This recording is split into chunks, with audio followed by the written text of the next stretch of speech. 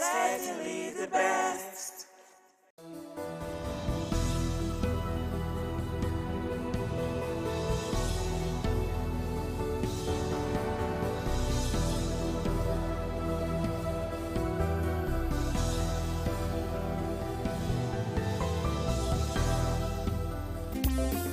Responsibility and duties as the Minister of Defense.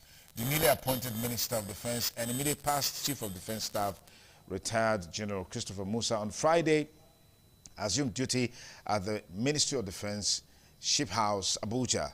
Musa, appointed on Tuesday by President Bola Ahmed Tinubu following the resignation of former Minister Muhammad Madaru, was confirmed by the Senate on Thursday.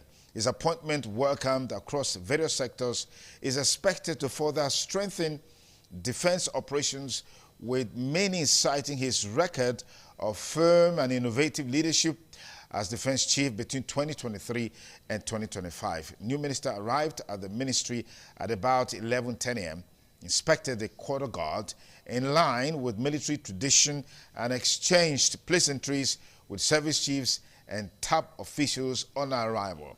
Let's hope he can bring a new vista of hope to the security architecture in Nigeria. Whether I like it or not, things are certainly not in the best shape at the moment as it relates to insecurity. And that's the major thrust of our discussion today. We're talking about the Boko Haram insurgency. We're talking about ISWAP, talking about banditry that is taking a toll on the 6th geopolitical zone. No zone is spared. And this has come into the situation that we're in now. We hope that General Christopher Musa can lead a new defense structures to deal with these issues head on. A little bit of politics. A court party faction has moved to halt Osun governorship primaries.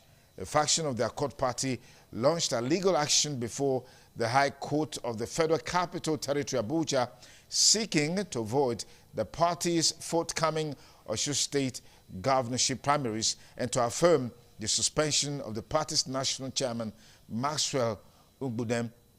The suit, filed on December 3, 2025, was instituted by Oliver Bitrus, who listed the Accord Party, Ugbudem, and of course the Independent National Electoral Commission as the first, second, and third defendants. Bitrus, represented by counsel Daniel Diachi, contends that Ugbudem and his deputy chief Okeonwosu were duly suspended by a faction of the party over alleged anti-party activities, adding that the faction subsequently appointed Professor Chris Imumele as replacement, relying on a federal high court judgment that recognizes him as the lawful national leader.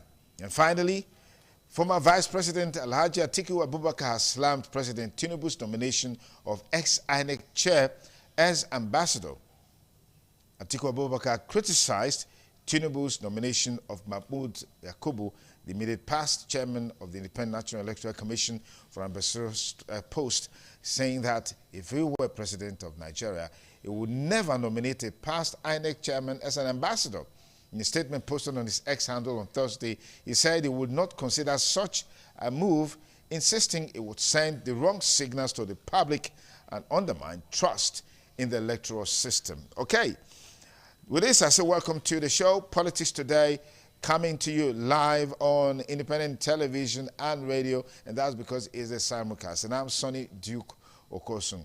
Today on the show, we'll look at the challenge, the burgeoning problem of insecurity in the country, and we're bringing it to the global parliament to give us insight on what new strategies needs to be adopted to take on head-on this big monster that is beginning to take a toll on Nigeria politically, socially, morally, just name it. All right, and I'd like to welcome our panelist. Uyosa is joining us from the UK. Uyosa is a cybersecurity expert. Uyosa Adobo, many thanks again for joining us on the program Politics Today on independent television and radio. Good to see you, and compliments of the season. Good morning. Good to see you. Thank you. Compliments. Thank you. We also have Dr. Osaze Iyoha development economist who is also joining us virtually from Canada. Dr. Sazai, it's always a delight to have you on the program. Thank you for joining us.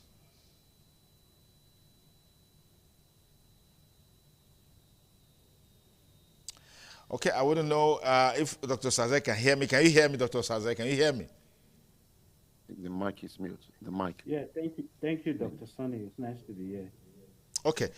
Thank you very much, gentlemen. We're also expecting another panelist to join us from Canada, former chairman of Ovia Southwest Local Government, Honorable Morrison Ogunabo Ovia. Morrison, if you're live with us on the show, just say something to us so we can know you're there with us. Good to have you on board the program. Compliments of the season. Okay, we hope I'll be able to join us much later. Now, for most analysts, dealing with the insecurity challenge in Nigeria is beyond political appointment. As a matter of fact, it's beyond appointment. It's more about us telling ourselves the truth and allowing the truth to guide our actions and inactions going forward. General Christopher Musa is now in the saddle as the Minister of Defense. As some say, he has both the political powers and he also has the professional experience and competence to deal with this issue. What are the expectations like? I can tell you for sure and for free, they are quite high.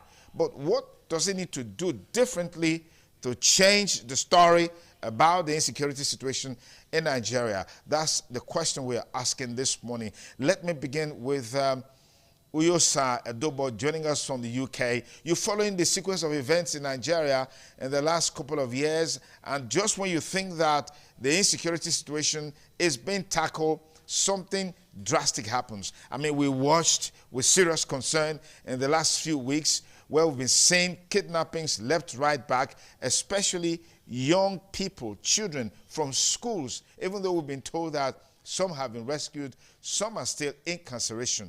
Give me your take on what strategies, new strategies that needs to be adopted to deal with this challenge. Okay, thank you, Dr. Son.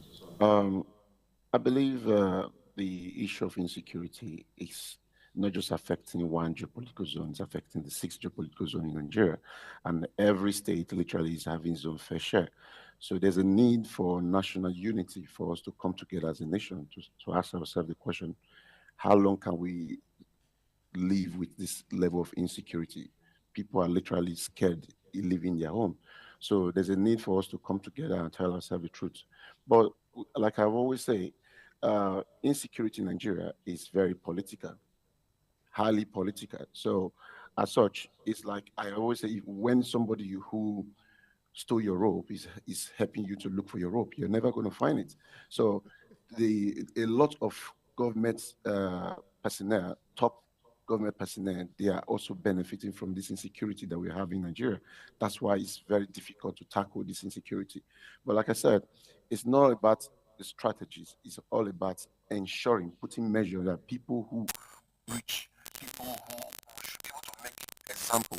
Because the last time when I was watching on you, I saw how a Boko Haram, a leader of Boko Haram, who was convicted, was given 20 years.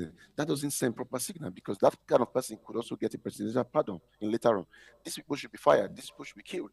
So we need to be sending strong message. So on looking at the strategies at which we can actually tackle this, we are even lucky that the people, the Boko Haram and ISWAP, they have not even gone so digital, because now we'll be fighting a lot of war. If you look at the war that is currently going on, people like the ISIS, they are not just fighting physical war, they are fighting both digital wars, they are fighting both cyber war.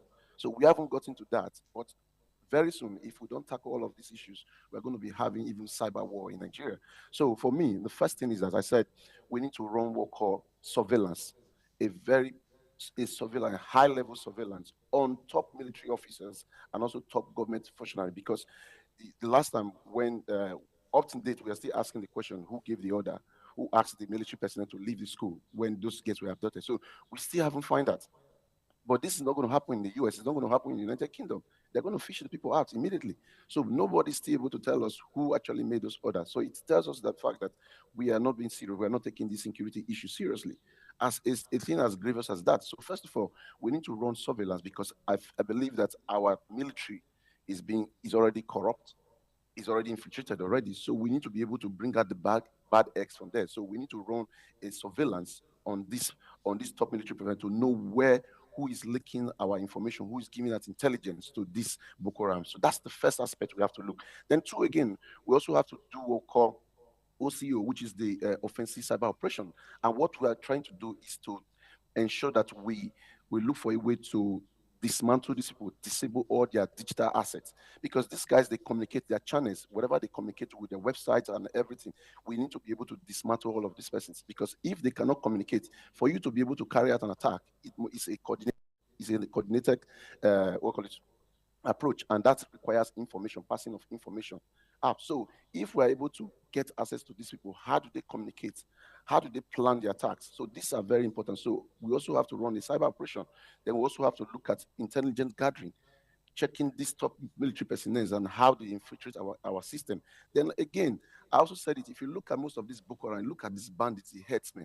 If you look at the weapon that these guys have, AK-47, our police officers, military personnel, they don't even have the weapons that these guys have. So we also need to invest on our equipment. Some of the military, I was watching a video when I watched a military officer, a retired military officer, was talking about how his rifle, he was trying to fire, his rifle was not working. The rifle that they gave to him is longer dated. So we need to invest on our equipment, because you cannot have this bandit carrying AK-47 and we cannot even equip our local vigilante, we cannot equip our police force, we cannot equip our military very well. So it's also a problem. So we have to do that as well. So equip our military personnel, equip our police, new technology. We are fighting, we are at war with this bandit, we are at war with Boko Haram, we are at war with herdsmen. So we need to invest on our technology. It's very important. All right, thank you very much, Uyi. Yeah. I'll come back to you in just a moment. Dr. Osaze Iyoha, I've heard people say that the biggest challenge that we have in the fight against insecurity, especially in the northern part of the country, is that you have financiers there, you have sympathizers there, you have all categories of leadership that is openly and sometimes tacitly in support of what these people are doing. And then you have the business part of it, which means poverty is also a major factor that we're seeing influencing all of this. And today, many of the people who at one time or the other were involved in supporting these guys, they are well known. And it doesn't look like government is doing anything about them anytime soon. We can recall very vividly the case of Sheikh Gumi, who was rejected in Saudi Arabia. He wasn't allowed to go for the Hajj because of questions around him as it relates to some of these issues we're talking about. I'd like you to build on that as a start-off point. Yes, so it's unfortunate. So I would just say that Uyosa just took my words from my mouth, because he has probably said everything. It's not a lack of strategies or an inadequacy of strategy that's the cause of the insecurity. It's rather political will. We've never been short of strategy. I've heard it said many times, and that's the complete fact, that the Nigerian army, it's probably one of the finest in the world. Like, we have a history of their contributions in ECOMOG. In fact, in the last decade, the Nigerian army has been has been in front in Africa as a whole. So it's not a problem with our army, it's not a problem with our strategy, it's just the political will. It's just the fact that this insecurity has become a business. It's almost like Goodluck Jonathan said it during his administration, that Boko Haram had infiltrated his government, and it's now very clear. Look at, I was watching the Senate section about a week ago, and we had senators complaining as if just like how citizens like us would be in the restaurant and lamenting. The Senate president was giving a trail of the whole incident, how it happened. The Senator Baribe had given his own side. The Senate president was literally lamenting to us. He was, the senators were just discussing the issue like how we do it. So it's almost like a business. How do you explain the fact that a general was murdered? I remembered when two soldier men were beaten at Uniben main gate. Then I was around school, and they did everything to pacify them. The school administration went to S&T Barrack and begged them. Yet in the evening, they still came in and beat students. So I mean, it was just soldiers who were beaten, but this time a general was killed. I mean, and nothing has happened. There's very evidential report that a general ordered that the troops should be withdrawn during in the school where they were guarding, and reports. This was the Senate president himself giving the whole analysis that the troops called the students during the day and were teaching them martial arts. We're teaching them how to dodge bullets. We're teaching them how to hide, how to. So this was like a premeditated action, because if you were there to defend them, then why are you training them? So they trained them in the afternoon on the field for like 2 3 hours, according to the Senate president's account. Then in the evening, there was an order for them to leave. So you see that these are all orchestrated. Look at the budget. Defense has always gotten the highest share. In the last budget, this 2025 budget, defense has about 10% of the total budget. The total budget is about 54 trillion. Defense alone has about 5 trillion. Education is just about 2.5 trillion. Health is about, so health and education combined is just a little over defense by just 1%. Health and education allocation combined in the budget is about 11%. Defense alone is about 10%. So you see that it's a business. And when you look at the budget, what will it be? They will tell you that, oh, they are feeding each troop, member of the troop, with 10,000 naira per meal.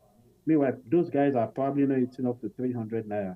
They will tell you they're budgeting this for bullets, for ammunitions, for jet fighters, for jet A fuel. Meanwhile, none of this, there are probably no helicopters in the air. So you see that it's just a business. See, I used to tell some of my friends, during military administration, the way these military presidents make money, like Abacha's time, is that they just call the CBN governor and print money for me, print so and so amount and send it to my Swiss account. But you can't do that in democracy because there are laws. The CBN Act has laws. The last printing that we did under Buhari administration has left us in soup. So the way democratic administrations make money is contract. That's the only way they make money. Contract to provide food for the troops. They'll tell you that they are changing their uniform every 6 months. Meanwhile, probably in the last 5 years, some of them haven't changed. You've heard military men who have left, who have either resigned or who ran away from the army. We know Femi Falana's son has been defending most of those who escaped, and they've been, so most of them have said the same thing, that they are going on an attack to Boko Haram, and members of the army give intelligence to these people. So it's just political will. We can do all the strategies from beginning to end until the politicians see themselves. I was happy you brought Sheikh Gumi's account up. This is Mecca. I mean, the home of Muslims, the home of religious in Islam. They were not comfortable with him coming. They returned him immediately at the airport. They didn't even allow him enter.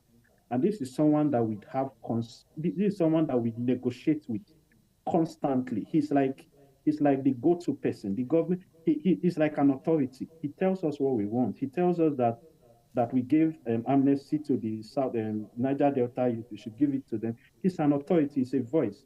So, and this is someone who the home of Islam has rejected. So UK has also banned him from entering. US has banned him from entering. Major countries, and he's like an idol with us. They were interviewing Bayan Onanuga and asking him how the girls were released, and he said he used the word that they were released. How? Did you pay ransom? He said no, that DSS reached out to them. So it's just appalling. And the point is, from an economic point of view, is that it's so unfortunate. Sometimes I bleed. It's because trust is the game of business. when you have issues, the American government just designated us as countries of particular concern. Immediately, Trump made that statement. The next day, the Nigerian stock market lost by 1.3 trillion naira. I mean, 1.3 trillion naira. So, trust is the game of the business. By the time we are losing global trust, we have almost become a caricature. So, just to answer your question straightforward, it's not a lack of strategy. It's just a will not to, it's just a political will because people are benefiting. People get alerts every day. They just sit down in their house, home and alerts come for feeding troops, Dr. Yo, probably. have you seen it? Have you seen any of those alerts?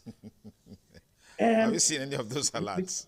because those budgets, okay, where has 6 trillion, where has 5 trillion, 5.79 trillion in the budget for the defense gone? We bought Tucano aircraft, if you remember. We bought But there's Tucano also aircraft. no evidence that the entire tranche of that money, 6 trillion or over 6 trillion, actually got to the defense ministry, as it were, because that's also part of the challenge. Those monies were budgeted for. What is the evidence that all of those monies got to the defense ministry? Yeah. So the next question will be, why did it not get that if at all it wasn't released? Then Yeah. the next question also will be that if there is really a genuine interest in getting this war fought, then why has the defense authorities, why have they not come up with, because the last budget they said it was implemented 75%. This budget, we are being told by the budget office that last 2 weeks when the head of the budget office made the statement, said 70%, it has been implemented 70%. So let's just assume out of 5 to about 3. And the report, if you listen, has been that the president has always said that he does not hold back defense budget. He has said it severally, that even if all budgets have been held, Ali Ndume, the senator representing Borno, he has been until recently, has always been the head of the Senate Committee on the Armed Forces, has always repeated that the defense budget is always released up to date. Okay, let's even go to the Tucano aircraft. That was the issue of contention during Buhari's administration. He wanted US to approve the Tucano aircraft, and there was a back and forth about it. It has been approved. During Buhari's time, they bought about, the last time they asked Baya Anoduga, why are we not using this Tucano? Like I said, that it's going to lead to mass destruction if they are not able to select their target. So why did you buy it in the first place? Trillions of naira was budgeted for this. And the essence of that was that yet what we were told was that it would be able to select targets. So the Tucano aircraft are probably just doing cobweb somewhere, but they said it's work. So it's just a lack of will. All right, let me pause you there, Dr. Iyoha. I'll come back to you. If you just join us, it's still Politics Today, reaching you live on independent television and radio. We'll take a short break. When we return, we have more to talk about as we look at the state of insecurity in Nigeria, especially against the background of some of the latest development, the President Donald Trump's comments about Nigeria being a country of concern, and then the appointment of a new Minister of Defense, and then the calls for the sacking of the Minister of State for Defense, who some say doesn't even have a school cert. So how did he get to such an exalted position? How did he become a governor in the first place? These and lots more when we return on Politics Today on independent television and radio. Stay with us.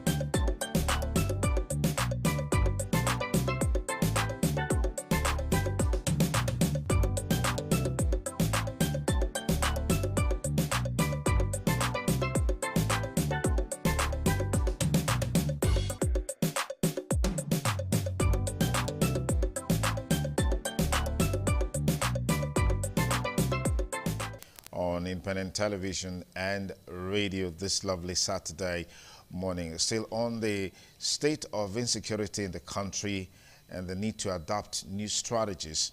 Perhaps the comments made by President Donald Trump became a wake-up call to the federal government to see how they can make some changes in the architectural structure of security and see how that will pave the way forward. But if not for the resignation of the former Minister of Defense, perhaps a man like General Christopher Musa won't be in the saddle. Maybe this is divine intervention. But there have been calls that Matawalle, the Minister of State for Defense, should not be part of the new regime in the ministry. The concern is that if we have the man in charge, sacked or resigned, his deputy should also resign. Let me get your take on this, as we look at some of the bold steps being taken by Mr. President to deal with this issue. And then we also have on the background the congressional voting about Nigeria when this issue of genocide against Christians came to the fore. We've heard that the Congress voted in favor of a decisive action from Mr. President, talking about President Donald Trump in dealing with that issue. You started by saying that unless and until we have a uniformity of purpose amongst critical stakeholders, we are not moving forward, especially with some of the reports that are coming from some leaders in the North who are tacitly supporting, openly supporting. Some have been alleged to have been involved in sponsoring bandits and their spouses abroad. Some have been alleged to be involved in the emergence of Boko Haram and all of these issues. Yeah, sorry, like I said, you see, it's worrisome to think that at this time we are still asking ourselves, do we need external forces such as the United States to come into Nigeria to help us with this insecurity we're facing? That shouldn't be a question, because we have shown time and time that we are incapable. We are completely incapable. We need help. It is not shameful when you need help to ask for help. So at this stage, we need help to solve our insecurity problem. Except, like we already know, it is all politics and people are making a fortune out of this. So for me, I think the need for the Western world, take America for example, to come into Nigeria and help us solve our insecurity problem is something that we don't have to emphasize, overflow. It is very obvious. Then if you look at over time, we have shown that we are a nation that are not ready, because way back from even during the time of Jonathan, we all were here in this country when we heard about the Dasuki Gate, how somebody took money, made a budget meant for the military, and so much amount of money was missing. So if that has happened, so it's just like I said, it's a ripple effect. It's what we are finding today is something that it was just working. We're just adding to the level of incompetence, level of like decadence that everything has happened over time. So it's just like a continuation of them. And because we are not taking any decisive measures to ensure that anybody who is found guilty, anybody who is found wanting this collaboration with this will be dealt with decisively, we will not find a headway. That's our problem. So for me, it's a welcome call that the Congress in America, they voted for a decisive action to be taken in Nigeria. This is a welcome development, something that we all Nigerians, every meaningful way Nigerians has been hoping for, and we are happy. And we're just going to look at how they are going to come in and help us solve this, because obviously at this point in time, I don't think the government knows what they're doing. Because let me just take you on one point. Yeah. I've heard people talk about, they're a bit excited at the opportunity of having maybe the U.S. come to Nigeria's aid and all of that. But it's on record that the U.S. Overtly or covertly may have also helped in some sense to allow insecurity to fester in Nigeria. Take, for example, in the days of yore when former President Goodluck Jonathan was in the saddle. He made frantic efforts to get certain categories of equipment and ammunition. All of these were blocked. We can't forget in a hurry how a private jet was intercepted and impounded in South Africa. We later got to find out that that private jet was actually trying to help the government get funds to those who were willing to sell arms and ammunition to Nigeria at the time after the U.S. under President Barack Obama blocked it. So it's sort of crazy now. The same government that didn't give Nigeria the needed support at the time to get the right equipment and ammunition to take on these guys is now coming out today to say they want to help. Do you think this is really, really genuine? Oui. Yes, if you look at the global stage, even the current fight between Israel and Iran and every other state, you discover that there are a list of countries, numbers of countries who have actually supported Israel when they started their fight with the Iran and other neighboring countries that were fighting there. But over time, you see some of these Western nations, like the United Kingdom, they all made a shift. They said, no, we can't support you again. This has to be done. So this is politics. During when Jonathan was in power, a lot of external forces wanted Jonathan out for their own personal reasons. America is not coming to Nigeria to help us for free. They have an interest. So, and they have always had an interest. The United Kingdom also have an interest. So, at the end of the day, it is at every point in time, what serves their interest and what strategy, that's what they go for. So, but what we should look at, because of the fact that we know that these people were also part of our initial problem, does not mean that they are providing solution and we shouldn't take it. We know the capability of Americans. We know what they can do. We know what, if they decide to come into Nigeria, how well they will be able to help us. But we also know that it's going to come with a cost. And no foreign nation can come into your country to engage your security issues without talking with your security chiefs, without having a blueprint on how this operation is going to go out. So it's going to be a plan. So we need to know what they are offering us, and it is left for our service chief to tell ourselves that yes, we are okay with it. Yes, we know that they have been part of the problem, but we are not going to look at it because somebody offended you or somebody did something to you back then, and the person has a clear path, has a clear way to help you to solve your problem. You say you're not going to accept that. So that's not good. That's okay. Not Let me pause you there again. I'll come back to you. I'll come back to you in just a moment. Dr. Saze, let's talk about one major thing that has been trending in recent times is Mr. President's remarks of supporting the adoption of state police across the Federation. And I think the Southern governors in a meeting recently also came out strongly to say they support this initiative, except that people were concerned that in that meeting, they dressed in an ashobi as if they were going for a party. Instead of, it was supposed to be a security meeting, but they dressed in ashobi as if they were going for a party, and that became a very low point in that meeting. But be that as it may, give me your take on this issue of creating state police to be able to complement what we already have to drive out insecurity in our land. Whether we like it or not, I mean, we've had series of kidnappings, even in Edo State, in recent times, and that means these bad guys are just everywhere. And it doesn't look like governments at different levels really have the capacity to confront these guys head on. And that's why this whole thing seems to be fledgling. Let me get your take on this. Yes.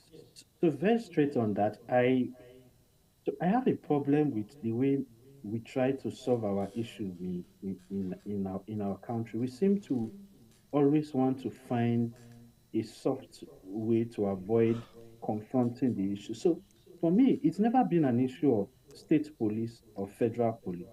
It's just been political will, back to political will again. Because see, state police, I fear I fear that if governors have control over their police, I don't know what will happen to political opponents. I mean, a governorship, if I come that I want to be governor of Edo State, and the governor has, or any states without any specification, and the governor has control over the police, I'm not sure I'll be allowed to spend 2 days in that state before they will chase the other opponent out. So I have a problem with, I don't think state police, we had state police during the regional days of Awolowo and so on. So it's just been like regurgitating our problems. There was a time we were practicing parliamentary system. They said, oh, parliamentary system is the problem. We need to go to presidential. We came to presidential, and there's a talk of going back to parliamentary. We were doing 5-3, 531 or so education system. They say, oh, 6334 is the best. And now we are thinking of going back. So we keep going around in circles until we see it's just about political will and a decision to allow things work.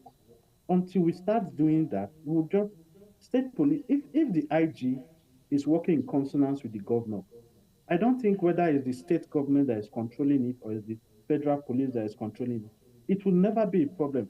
In a situation, a situation where you have strong men, I've always said that in economies, in countries where you know the leaders, there's hardly ever going to be development. When you go to, I don't probably USA or whoever is in other countries outside Nigeria, you don't even know the name of your mayor. You don't know the name of your governor. You don't know the name of your person. In fact, on news, you hardly hear the president. 3 months, you barely hear the president's name. But in our country, before the person even eats, he says, thank you, thank Mr. President for providing this food for me. So by the time you keep hearing strong men, so there's so much emphasis on men. So I'm just tying it to your question. Until we have a sit down decision that we want to make the country work. It's just like, oh, government is not able to provide water, we now start sinking boreholes. Government is not able to do our roads, we start buying SUVs. So it's just we are just looking for another excuse again. State police Okay. is not going to solve the problem. Okay, but there's been talk about a semblance of state police already existing in the country. For example, even in the northeast and even northwest, where we have majority of the problem of insecurity, you already have what you call the civilian JTF working alongside, our regular security agencies to complement their efforts. And then in some northern parts of the country, you have what you call the Hisbah police that seems to be, complementing what the regular, security agents are doing. And back here in the southern part of the country, most states have what you call vigilantes, which is, a semblance of that. But we perhaps just need to really, make the whole process solidified, and then they are properly armed to be able to confront these guys who are also wielding dangerous weapons. And until and unless we do that, I'm not sure we can really make any headway. I know there are concerns about the process being abused, but we haven't even given it a try to know what the challenges are or where the challenges are going to come from, so we know how to rework them, retool them, make all the necessary adjustments, and then get the best out of it. Because as we speak, these guys are in the forests. And if you're not armed, well armed, you can't confront them. The vigilantes that we have, with the kind of equipment that they have or ammunition they have, they really can't confront this guy. But if we have a holistic approach in dealing with this issue, get hunters associations involved, get the Vigilante Network of Nigeria involved, I'm sure at the end of the day, we can make impact. And if there are loopholes, based on the emerging challenges, those challenges can be dealt with. Can you build your argument or presentation along those lines, Dr. Yoha? I was trying to avoid the strategies of a team, but the point is this: if we really want strategy, we don't even need too much of those men. I was watching the news last week. Enugu state government just launched a command and control center, state of the art. In fact, when I watched it, you go in there, you have AI facilities that it identifies your face from wherever you are. Enugu, their command and control center. So according to the governor, and they have people there who are paid 24 hours. The entire states, even to neighboring states, are covered. So they see whoever is perpetrating whatever at the instant point, so you don't even need men. You just send drones, and according to the government, they've procured drones. You send drones and you target because the satellite has already. Why people are afraid of America? Because they have over 5,000 satellites in the world. When America came to rescue their citizens, I think during Jonathan's administration, it was a swap attack. It was one night. Most people did not know. It was the next morning they knew that Americans came to rescue their citizens from the bandits. So We don't even need all those. Okay, yeah, we More need in JTF technology. when we put this in forward. It's technology, simple. Yeah, we should. If you've been following the National Assembly also, CCTV was budgeted for Abuja, trillions of naira during Buhari's administration. Nothing was done. There's no, so you can imagine a whole city, I mean the federal capital city, there's no Okay. camera. All right, let me So- pause you there, Dr. Yoha. I'll come back to you as much as time permits. But our studio line is open, 080-7777-0300. Hello, caller. Good morning. Welcome on board Politics Today. Tell us your name and where you're calling from. Good morning. Good morning, sir. Good morning. Go ahead, please. It's automatic great from Wilmington State Park. Thank you, people, for your good job. Yes, it's your problem where the cancellation of fathers in this country, south of Africa, and mostly on the insecurity. Yeah. Yes, I'm saying this is a lack of political will. Yes, I've changed Saudi chief many times. Saudi chief have changed many times. And even the chief of defense have changed right now. Tell you all these people, it's not the problem, it's political will. After I change all these people, and things are getting from bad to worse. It's the government they are not willing. That's why you can't negotiate with bandits. You don't negotiate with bandits. You don't be in the flag country. If the government will negotiate with bandits, I said it. How can this is encouraging them to do more? Okay. For this state to another state, for this. All right, Ultimate Great, thank you. We don't have so much time, so we can have more callers into the program. I'll be coming to you, Uyoha, so you can conclude with your contribution on your final and parting words. Hello, good morning. Good morning. Yes, good morning. The voice of the ordinary people. The voice of the ordinary people. Where are you calling us from? From Benin. Go ahead. Go ahead, please. Yes, sir. Sir, this the problem with this insecurity in the country is that our government, they are not sincere. That's why the problem is. Many Dubai government bring list of people sponsoring terrorists in Nigeria. The government has refused to prosecute those sponsors. Even Saudi Arabia, the same thing. Gumi that you don't mention, that man is moving freely in the streets.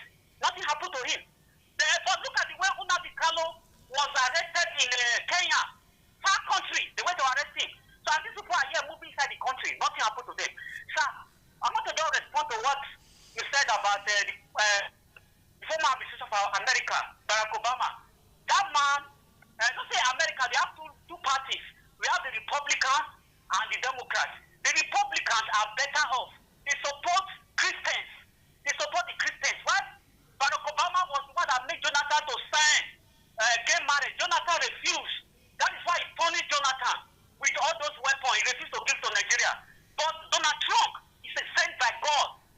All right. Thank you very much for your contribution. 08077770300. That's our studio number. You're live on Politics Today. Good morning. Tell us your name and where you're calling from. Good morning, caller. What's your name? Good morning. What's your name? The Oracle from the GROA. All right, the Oracle. Please go ahead. I think your friends, they are very intellectuals.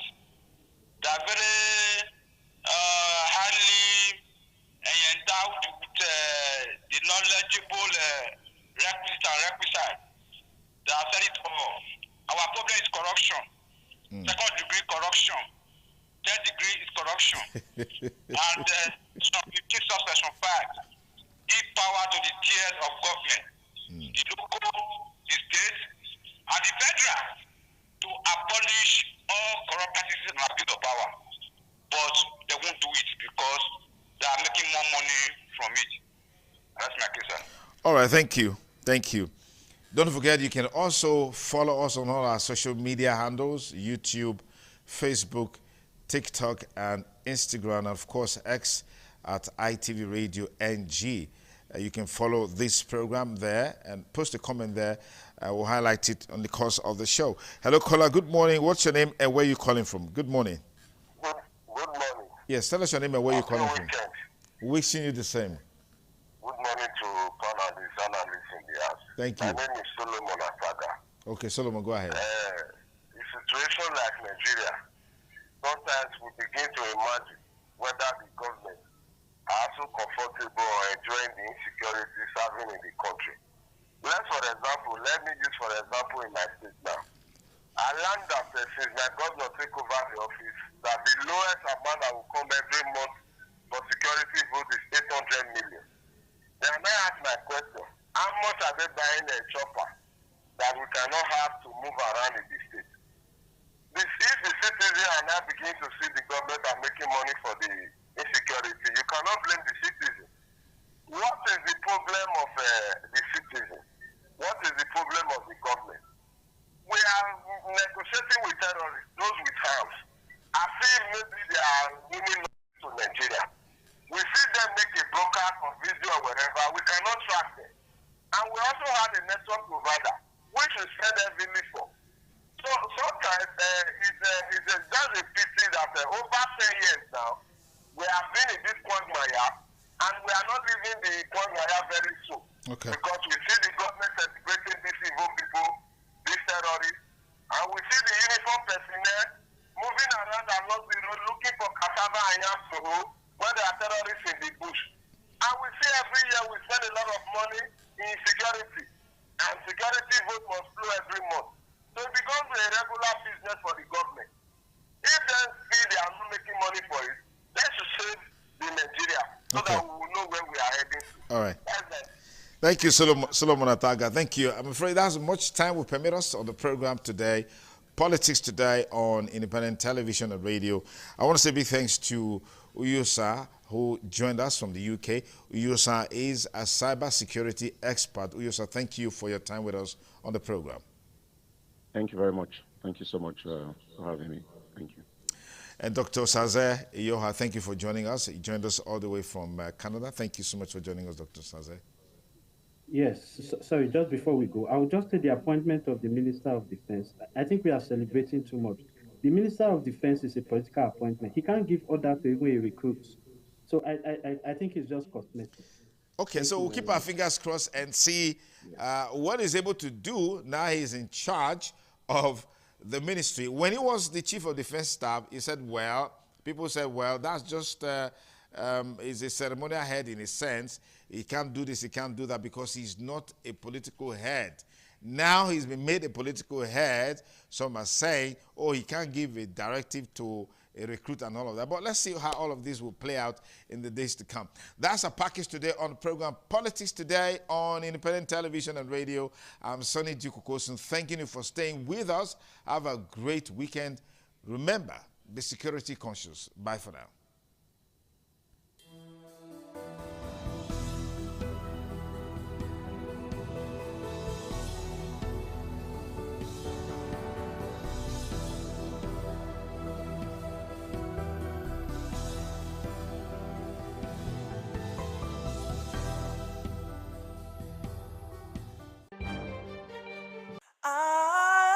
ITV, certainly the best.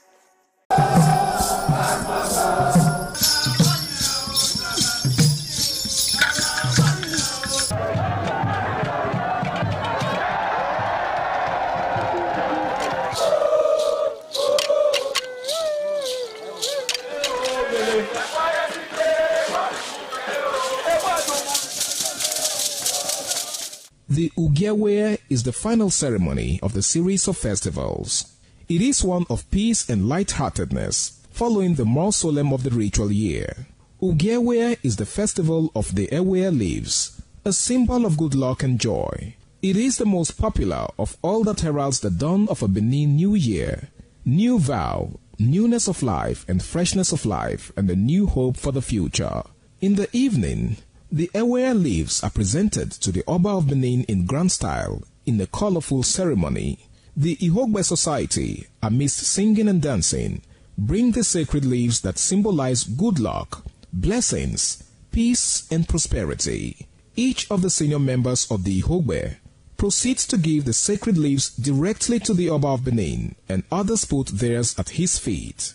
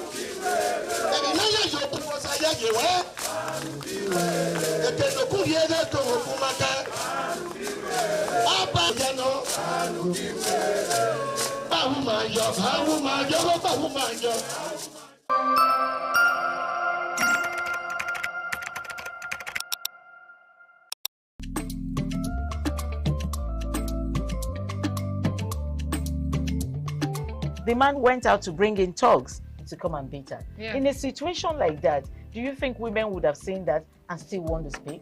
Really, we're talking about. That's what I said. So when they bullied her, Yeah. if she's not bold enough, she will shut up. What is your advice for girls out there that are so desperate to be married? We women, we have to be really intentional about our parenting. If you know a child is being abused, or you see signs, a bruise or a child, it has to be investigated. People barely even breathe when they are going for a shrebi and something. Party. You have to be They smart. can't sit If down. you see when they are dressing them or are dragging on both sides, you cannot you cannot breathe. And these women will stay in those events for hours just to keep up with that beauty trend. Is that healthy? That's not healthy. I am Patricia Uremu Gabriels, and we're reaching you live from our Lagos Network studio. Of course, Women in Conversation is a program designed for women to discuss about themselves.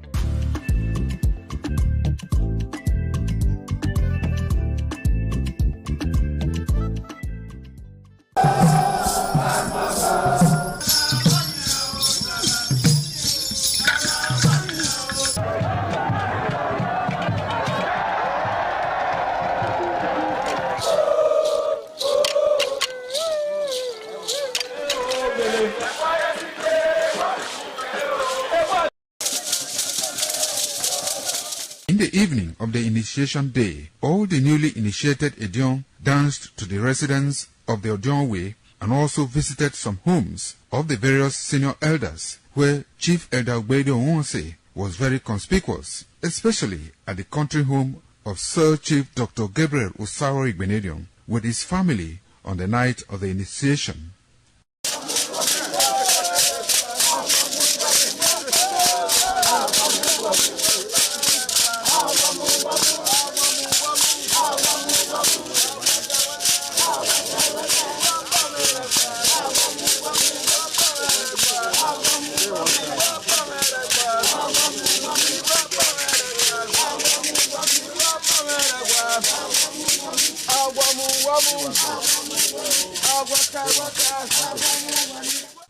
On the following morning, as part of the rite to be performed by the newly initiated Edion in Okada town, the initiates, led by Chief Elder Ogbedo Onwonse, visited the Esama of Benin, Sir Chief Dr. Gabriel Osaro Igbenedion, at his Okada country home residence to pay homage and appreciate him for all he has done in the development of the community, which has placed Okada in world map. They also thanked him for his role in the success of their ceremony. They commended the Esama of Benin as a custodian of Benin cultural heritage and for revitalizing the age-long tradition of the age-grade ceremony.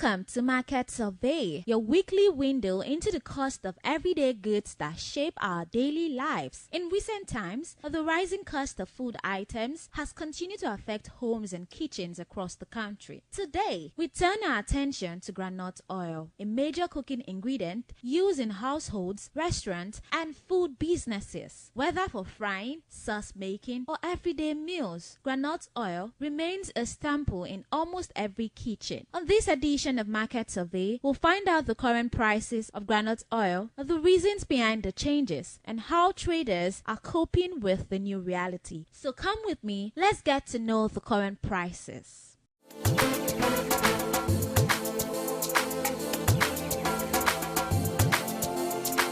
How groundnut oil be for market now? The prices, how the overall price?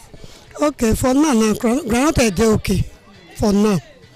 But we still want to make the thing come down past like this. So how much they carry jerry can? How much did they measure? Before we dey buy 42, but now at least the thing still good now. We dey buy 39, 38. Okay. So for now the thing dey less. So we want make it come down. So how much they measure? Like all this one bottle 5 liters. How much? Okay, those bottles now we dey sell 2,1 before, but now we dey sell 1,900, 2,000. But we want make it come down. Then all these 5 liters. Okay, as this one be now, we dey sell level 5 to 12,000, but now we dey sell 10,000. Okay, now you want me the price come down? Like how much if you say that if they sell now, we say everybody will afford? At least this one now go be 5,000. Go dey okay. Go be 5,000. Why that one now fit be 1,000 or 900? Go dey okay. So but now the price don't come down small, but it come down small, but it still dey high side. Compared to the beginning of this year and now, how much I think they sell before the gallon? No, before now, early this year, it did pass like this.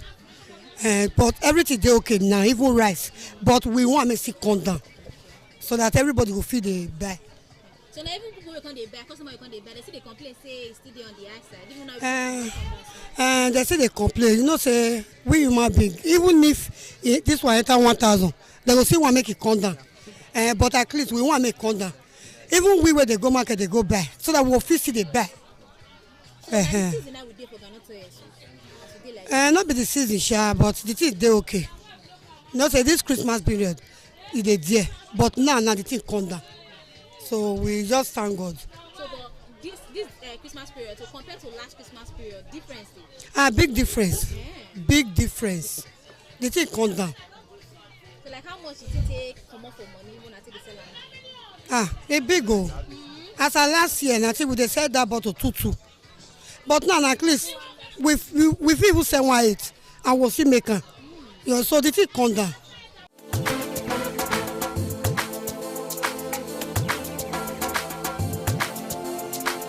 The price is balanced. I can see everything come down a bit. So how much na pay they carry groundnut oil before for gallon? Before we dey carry for 52, 53. Very soon it enter 40, 49 and some change. But as right now we are buying that is 47, 700. Now till they buy. Of course. So how much they measure for different bottles? We are selling 200 by 2,000 by bottle 1,800. The bottle 1,800 last. Of course. So how much they sell that bottle before? The time we dey buy 52, 50 something, we dey sell that bottle 2,200, 2,300. As of now, since the price don come down a bit, we still reduce the price. So now the season of groundnut oil will dey so like this? Of course, every festival period, groundnut oil must follow. So during this season, it's supposed to come down? Maybe before December, if it come down. But no. Money I say they buy am before and now, how much you say don't top and be don't reduce am? Well, just a little bit, about 1,000 plus. Okay, the price is where it dey now. Now a very fair price, or if you say they still reduce the price? I believe in God. There is nothing God cannot do. To me, I feel say they will reduce the price. So they won't reduce the price. Like how much if you say they sell gallon and measuring bottles? Depends. For example, now if they schedule the price, say for example, is a gallon is 35,000.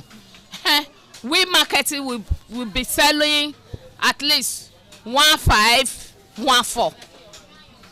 It reduce from 2,000 to 1,500. Is that not reduced? But now customers wey come dey buy, they see they complain say the price still dey high. Of course, none of them is complaining.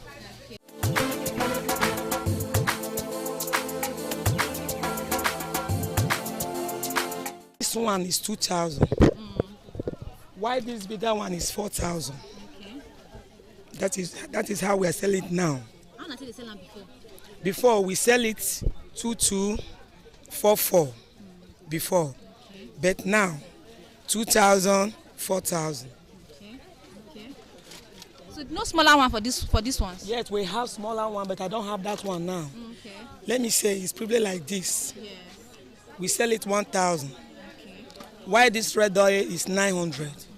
Then the full can of it is 1,800. So the 4 liters, 5 liters, how much they sell them? This is Kings. From now to 6 months time, it will be like this. It will not sleep. Okay. So I'm selling it 13,500. Okay. Like before, we always buy that time 46,500, 45,500. But now it dropped a little. Okay. Yes. Okay. So now you tell us that the season of Garanto era with this. Yes, now because this is the season of Christmas. Sometime like last year, it is higher than this. But this year, due to how things, the commodity is very high. But by surprisingly now, things is getting down gradually. That is why the groundnut dropped more than the higher price of last year. Do you understand?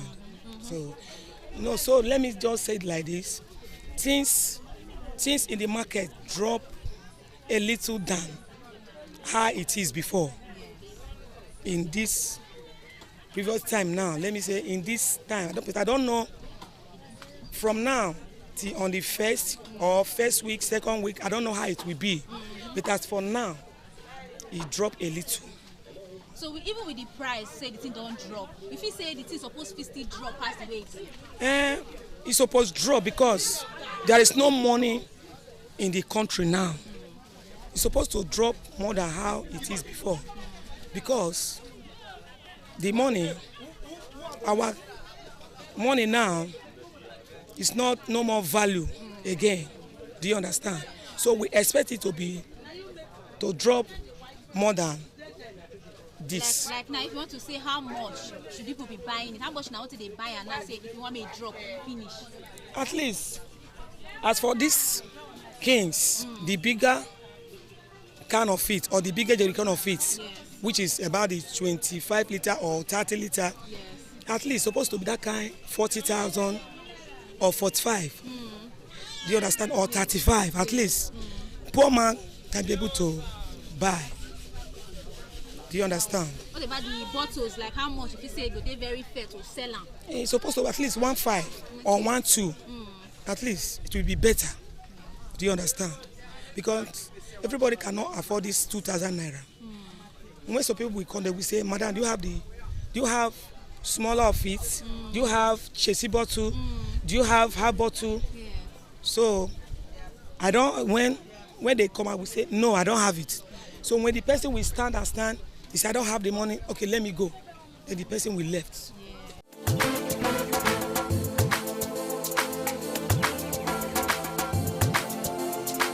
For now, the Garanto don't still drop small. It don't still drop small. How much na person dey carry jerrycan? Jerrycan before na 46 wey they buy now. Before, but then na 39. Now na 39. Before na 46. Yes. How they measure the Garanto? Can na 2,000. Okay. For the can. What about the small bottle Chelsea? The small one Chelsea 500. Before they sell 700. And the other one 1,000. The small can. Not be the price. This season of groundnut oil. This season, they ship this season. Especially if we enter December, they come down well. Compared to how it be. So from the beginning of this year, how much na person dey sell am? Beginning of this year, we dey sell 2.5 for this bottle. Yes, we dey sell 2.5. So you can see come down to 2.2, but now na 2,000. How much na say you carry what this 4 liters? 4 liter 12,000 for 4 liter. Now yes. How much na say you carry before? Before you go dey hear 18 for 4 liter. So that means I don't really come down. Yeah, don't come down, yes. So now it doesn't come down again. Customers they see the current, see the tea still on the high side. Make them see drop am, make them see bring the price come down.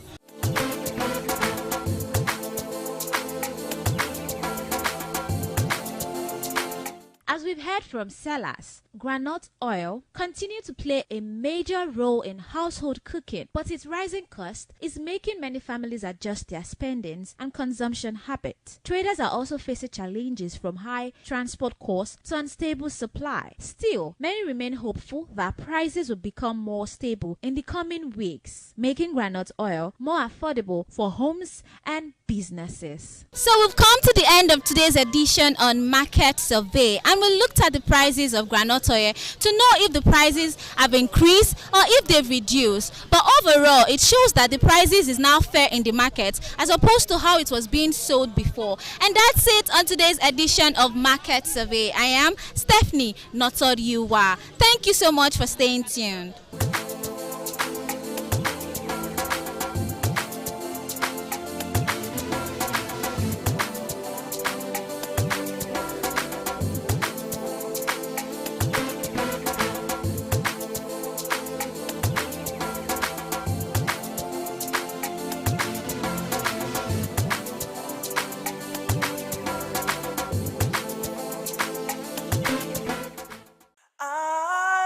ITV, certainly the best.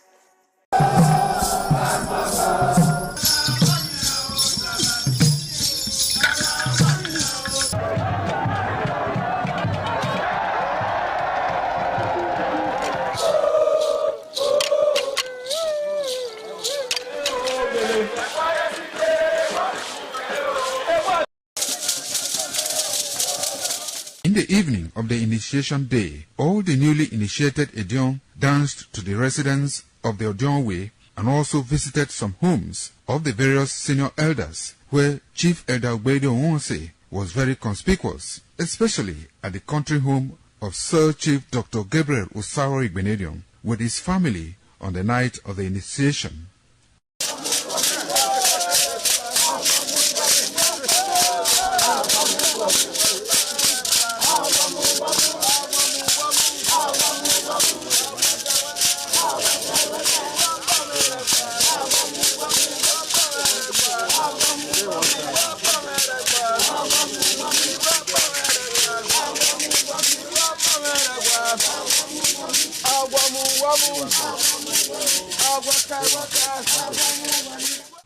On the following morning, as part of the rite to be performed by the newly initiated Edion in Okada town, the initiates, led by Chief Elder Ogbedo Onwonse, visited the Esama of Benin, Sir Chief Dr. Gabriel Osaro Igbenedion, at his Okada country home residence to pay homage and appreciate him for all he has done in the development of the community, which has placed Okada in world map. They also thanked him for his role in the success of their ceremony. They commended the Esama of Benin as a custodian of Benin cultural heritage and for revitalizing the age-long tradition of the age-grade ceremony.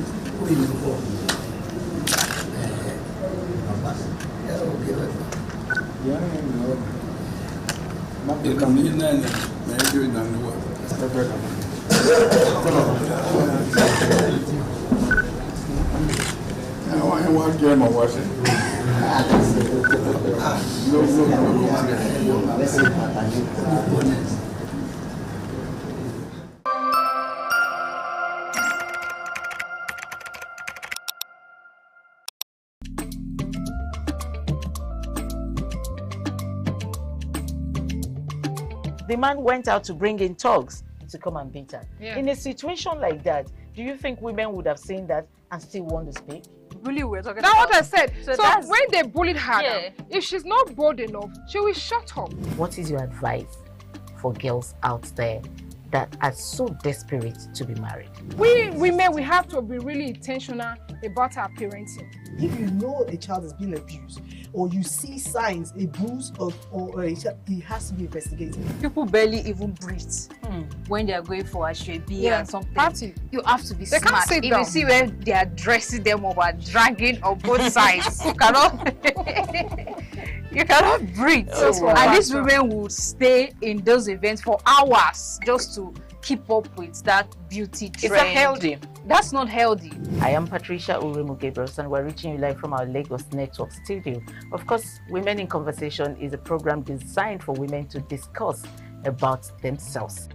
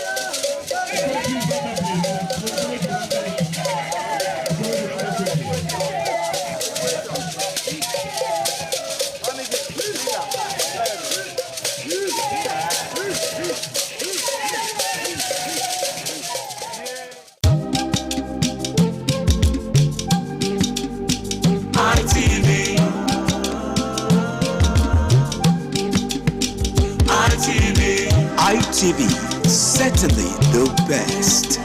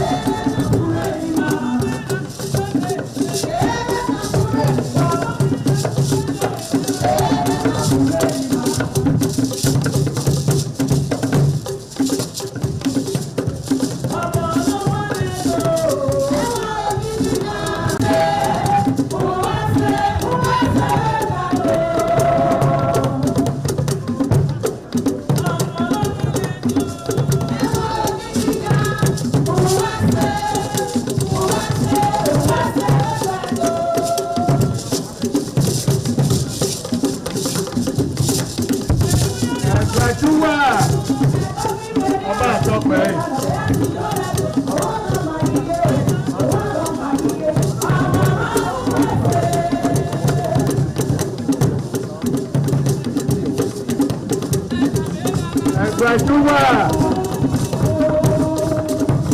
Ọba àtọ́pẹ́.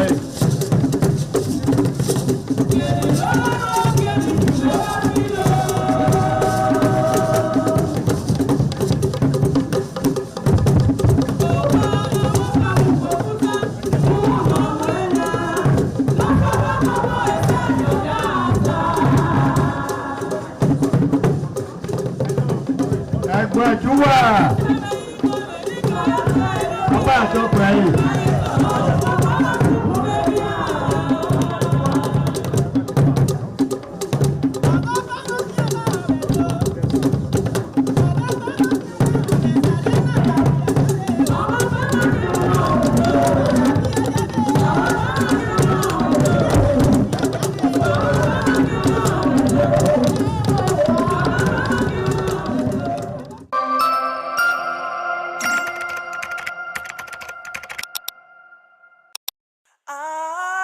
ITV, certainly the best.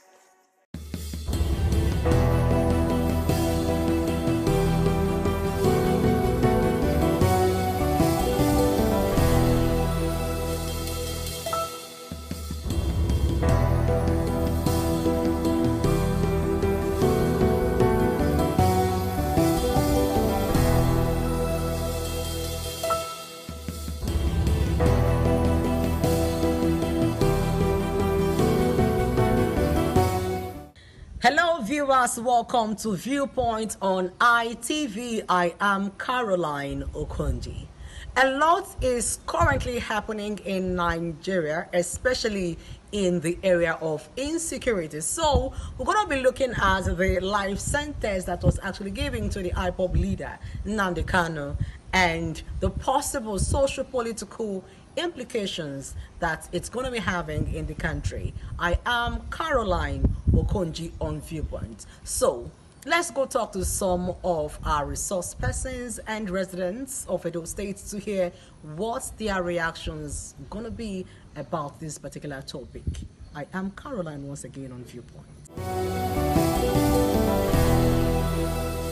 I'm not surprised I was given a life sentence. In fact, I would say that it's even lucky.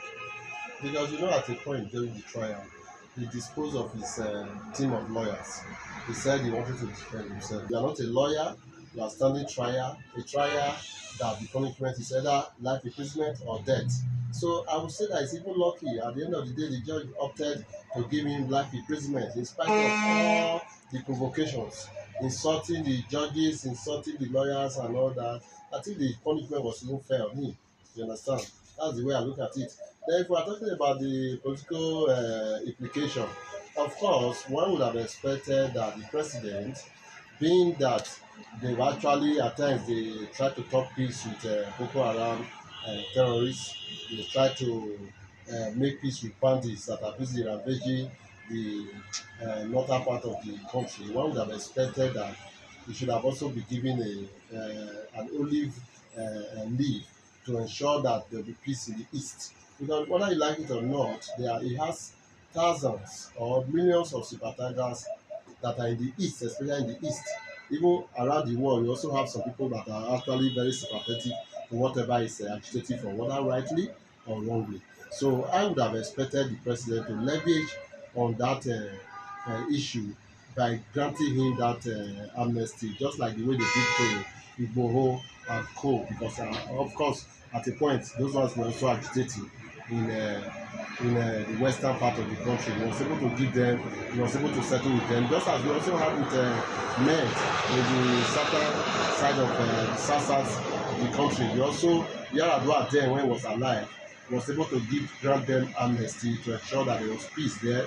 Nobody was disturbing the pipelines and everything was going very fine. So I would have expected that this administration would have tried to leverage on that in order to create that enough peace in the east. Because as we are still talking, the sit-at-home order that they are giving is still very relevant, is still being enforced in some states in the east, like especially in Owerri, Imo State. They still observe it. In some other states, they also observe it. So people, even when you want to travel to the east now, you become very apprehensive because you know that you don't know what will happen because of that sit at home order and all that. So I felt that the federal government should have leveraged on that.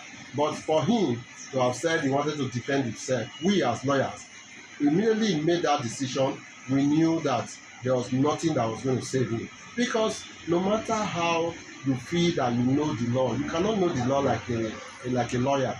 You know, the lawyers would have been able to look at his the case that was presented by the prosecution and be able to raise a very good, robust defense, raise enough maybe probably discrepancies and loopholes in the prosecution's defense that would have warranted him being maybe being discharged and acquitted of this offence. But he opted to say he wanted to defend himself and he never needed lawyers again, and this is where we are. Since the trial started, even when he has been convicted now, we have actually not seen an upsurge in the security situation in the East. So it seems as if people have also accepted that he has been convicted and nobody's saying anything. For now, I don't know. It's possible they might have plans to say they want to come out to the street, or to have plans to start demonstrating or maybe attacking government and government institutions and all that. Nobody knows. But for the now, it has actually not affected anything. It has not increased the insecurity in those regions more than where it was before. It has not at all. I want to say that the sentence given to Mazi Nnamdi Kanu, the judgment itself and the sentence that followed from the judgment, they were very fair to him, very fair. Ordinarily, the law provides for a death sentence for such an offense. So, but the judge, in his wisdom, decided to give him life imprisonment, which is still a subject of controversy in the legal sphere. Now, the question should be: did the judgment flow from the facts, evidence before court? And the answer that will follow is yes. When a prosecution closes its case, they've led evidence as to how they allude or claim that a person committed an offense. It is the duty of that person to allow himself, by way of calling witnesses, to debunk what the prosecution has said.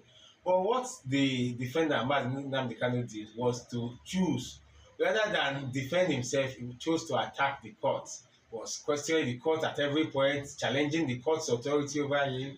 That's not how a trial proceeds, and the judge had no choice at that point but to bring his defense to an end, since obviously his action, he's saying that he doesn't have a defense. So the court in his wisdom brought his defense to an end and went ahead to move the matter straight for judgment, since there was really nothing to defend anymore. And when he was also asked to make a written address, rather than make written address, he brought a motion upon which he attached an address. It is that address the court now took as his further address in the matter. So the judgment itself, to me, is sound. Now, coming to the circumstances of security challenge in this country, whether that judgment will aggravate security challenge in this country, I will tell you, security situation in this country is already bad. So we should not, with this our fear of, if I take this step, security challenge will increase. If I take that step, security challenge, that is what has aggravated the security situation in this country. Each step we take, we are looking at, one person, every person, somebody must be offended. That's the truth. As a leader, you are not there to go and serve ice cream. Your job is to go there and deliver justice, no matter whose horse is God. If it is the Igbo man today, give justice to and against him where it's not necessary. If it's an Hausa man, do the same. If it's a Yoruba man, do the same. That is the only issue. The problem people are having is that while you are imprisoning and sentencing Mazi Nnamdi Kanu, you are begging and placating the Fulanis that are and other tribes that are presently causing mayhem in this country, because we have seen them. Because people they try to say, the filmmaker that made the movie The Head wanted to just bring bad name to the Fulanis. But we see every day on social media, the Fulanis, the headsmen, they celebrate their actions. And when you see the ones celebrating their actions in the bush, they are Fulanis. They will show you their captives in the bush. So if all the media space is filled up, TikTok is filled up with Fulani headsmen that are keeping people in captivity in the name of they are now in charge of security of this country. They are showing off how much they have decimated the security situation in this country. then you say we should not talk about their tribe. We should talk about their tribe. Every tribe has bad egg, and it should be dealt with as such. You should not look at the tribe's name. Now, you talk about how the Igbos will react. The truth is, the Igbo man has suffered a lot in this country. I will not mince words in saying it. The Igbo man has suffered a lot. I was in Jos Plateau State in 2008 when the Jos crisis was at its peak. Igbo man suffered a lot. You know, the painful part, when you will now go to the police station and the court, when you expect to see a large number of persons that were arrested, you will see them today that over 300 persons are in custody. Come next week, nobody is there. No trial takes place. It's as if we treat this security situation as if it's just two fighting. Two people fought yesterday. We just say, don't do it again. We pat them at the back and go home. People die. No, somebody has died. It's not a case of two people fought. It's now a serious offense that must be dealt with all the importance attached to it. In America, one person went and killed somebody in front of the White House there. Killed somebody there. If you see the way the government took it, it's as if they took it as if it is the whole war, as if it was a war.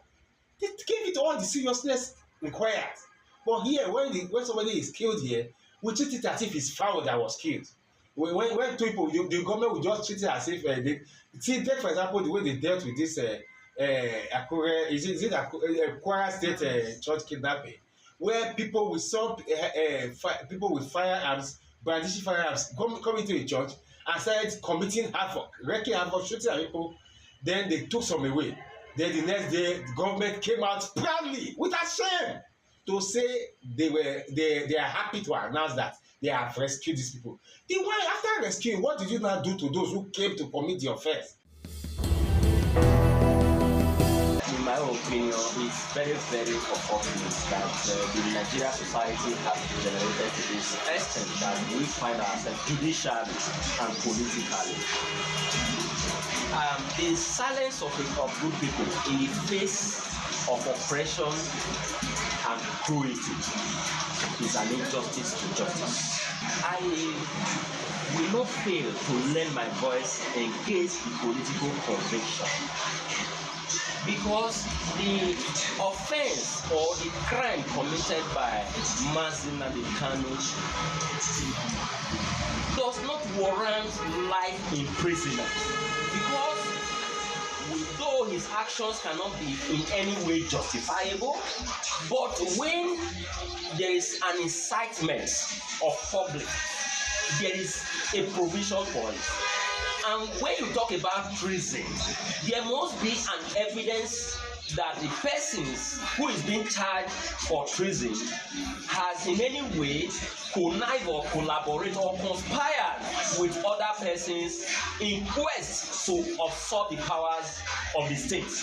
But in the case of Nnamdi Kanu, he only made verbal statements.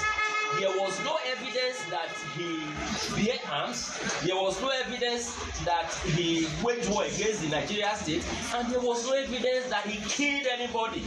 So why should he be sentenced to life imprisonment when we have seen recently that the so-called repentant Boko Haram who have killed, who have raped, who have kidnapped, who have waged war, who have committed genocide, we are being forgiven, so to say, by the Nigerian state and be infused into the Nigerian military formation. That's to say, they will grant presidential pardon. These are the persons who have openly killed, who have steal, and who have destroyed. We have equally seen another terrorist who were arrested, charged to court, and was given just 20 years imprisonment. Meanwhile, in the case of Kanu, someone who have never been seen bearing arms, who have never seen been killing someone, who have never seen destroy anything, was sentenced to life imprisonment. I have this to say. This is a political convention, not a lawful or a judicial convention. If it were to be in accordance with the law, he would have been given 5, 6, 10 years, as the case may be, imprisonment, not to be sentenced to life imprisonment, because his offense warrants life imprisonment. In its entirety, he doesn't warrant life imprisonment. Like I have said, I condemn his actions. or inciting violence. But that offense does not warrant life imprisonment. So the Nigeria actors, the political actors, should look into the conviction and the processes so that it doesn't lead to or compound the socio-political unrest in the eastern part of the country and other part of the nation. So the Nigerian state should be very careful because we have series of insecurities that the state is trying to deal with. They shouldn't compound the problem. I think what the federal government is trying to do, everything happening about Nnamdi Kanu is purely political. It is not in accordance with the law. Yes, the Nigerian government have the right to transfer him to any correctional service, maybe for the purpose of his safety, because they are also fearful that the Biafran agitation might also have plans or motive to get into the prison and rescue him out of prison. Perhaps that would be the government fear. Again, I am not also comfortable that transferring to the northern part of the country is also safe or politically wise enough, being for the fact that the northern part of the country and the eastern part of the country have been at loggerheads. We remember vividly respective to what happened during the Civil War. So we wouldn't want a situation whereby even the bandits or those in the north that doesn't have the good interest of the east will also get at him in the prison, because if he dies in the prison unjustly, that will amount to series of insecurity if it will not warrant another civil war in this country. Treason or levying war against the state could likely take death or life imprisonment. If you see what the consequences of the actions of indigenous people of Biafra has taken a toll on the southeast. Some people have died. They are trying to secede. It's a very serious decision for a part of a country to want to secede. We saw what happened in the United Kingdom when the Republic of Ireland wanted to secede. The United Kingdom fought tooth and nail to ensure that they stop it, although eventually part of Ireland seceded. No country takes it lightly. And so, taking into cognizance the socio-economic, socio-political dynamics of his sentence, it will dampen the morale of every Southeasterner, because generally people are saying that it seems that the Southeast is caged. But I think if Nnamdi Kanu and his group are going to pipe low, then a political situation can be found so that peace can be restored to the Southeast. There's a political aspect to it. The thing is that, is Nnamdi Kanu ready to back down from his agitation? Like I said, no nation takes it lightly when you want to break up the nation. Because if you look at all our constitutional conference, one aspect that has always been non-negotiable is the territorial integrity and the unity of this country. We don't negotiate it. And so we have fought a war before and nobody wants a war. Even the Nnamdi Kanu that he's talking about, was he part of those who fought that war? Most of the people who are talking about levying war against the state were not part of the war fought in the 60s. And I think that the East should reconsider warming up to the Federation and other regions, stretch their hands across the Niger and shake the Southeasterners and restore them back into the nation as friends, brothers, and co-partners in the building of Nigeria. Though, if we really want to follow the laws of the land, what the federal government has done was done in the right direction. But we can also say that sometimes the hand the father used to beat the child is the also same hand to bring that child back to the body. What Nnamdi Kanu did truly we can say it's wrong, because you cannot shout war in a country and don't also expect the consequence.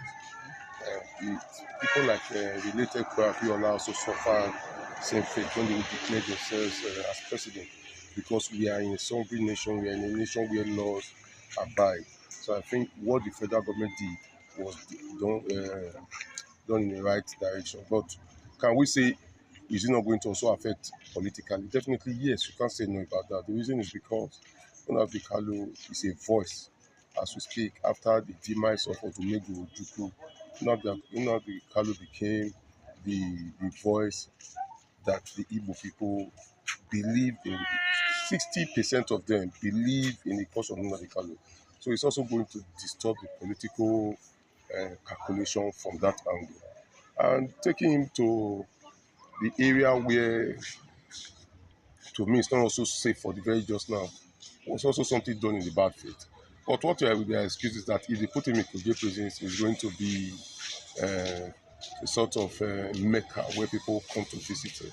That goes to tell you the type of person that has been arrested. For you to know that if you keep him here, that place is going to be a beehive of activities. It goes to show that person. So I think we will also come to the table of the president to beg, to have leniency, to beg, to say what he has done before can be seen, can be forgiven. Because we are in a country where people slaughter, people kidnap, people kill people, show their guns, and nothing is done to those people. The same government that has given out the Kalu this fate will also say those people, we see those people and also negotiate with them, giving them mouth-watering excuses to make sure that what was done to these other people is done in bad faith. So to me, we must be transparent to ourselves. Nigeria does not live in a better tripod. We live in a place where some people carry AK-47s and they are negotiated with, and somebody else is seen with a knockout or a pistol, and the person is charged for illegal possession of firearms. So it's a country where the laws are for some people and the law is for some people. So to me, the federal government should see how best Nnamdi Kanu issue should be nipped on the bud, not to cause another worse-off crisis in that eastern region. First and foremost, commend the judge for taking such a stand in such a very, very sensitive case. We all knew that the case of Mazi Nnamdi Kanu have lingered for this long. I think he was first arrested in 2015, and on and on and on, and the judgment came just a week or so ago. Be it as it may, I think I wouldn't want to belabor myself with the issue of cessationist agitation for states their own right of self-determination, which of course is a rule of customary international law, and it is also enshrined in the International Covenant for Civil and Political Rights of 1966. I think Article 1, Sub 3, that they have a right of self-determination, but there are laid down rules and procedure for that. I think the major charge against him was that related to terrorism on a 7-count charge, and we are looking at the Terrorism Prevention and Prohibition Act of 2022. Somehow, there are laid down penalties for the offense of terrorism, which of course, I would say the judge was fair enough to follow such provisions of that law. Even though Nnamdi Kanu was not actually charged under that Terrorism Act of 2022. But however, that would be another case for the appellate court to look into. Then, looking at the socio-political aspect, for now, it seems to be calm, but I am sure that by the time they go on appeal and the case begins to go otherwise, there's going to be a kind of uprising, especially in the southeastern part of Nigeria. And that may not augur well so much for the security aspect of our nation, especially now that we are grappling with the issue of Nigeria being a country of a particular concern by stating from the American president point of view. Of course, I will say here and now that there are so many windows still open for Mazi Nnamdi Kanu and for peace to also reign in the southeast. For example, I think there's a rumor making around that leaders, political thoughts, leaders from the southeastern part are trying to lobby the presidency if it can be granted pardon. I think if anybody is trying to question the position of the judge, why will he take such a stern position of life imprisonment? I will say that according to a very good jurisprudential school of thought, he said law can be defined as what the court says it is. So I believe the judge also follow that line of wanting to look at the law of terrorism and see that Nnamdi Kanu is given just what he deserves. I want to say here, as one who is abreast with the law to some extent by the grace of God, from the day he decided to defend himself, that he doesn't need the services of his lawyers, I think that was a very great error on his part, because the lawyers, they have the law at their breast and they have a way of also using persuasive arguments to sway the courts.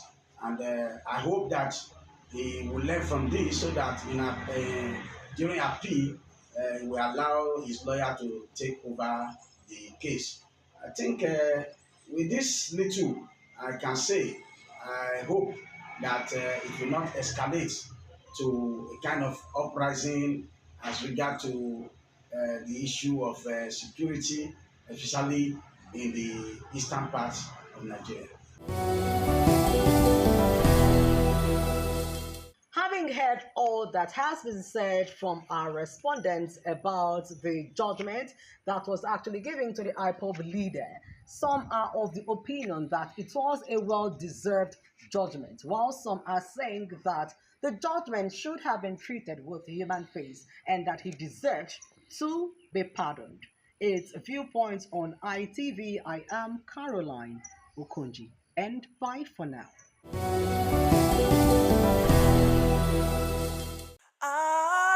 ITV, certainly the best.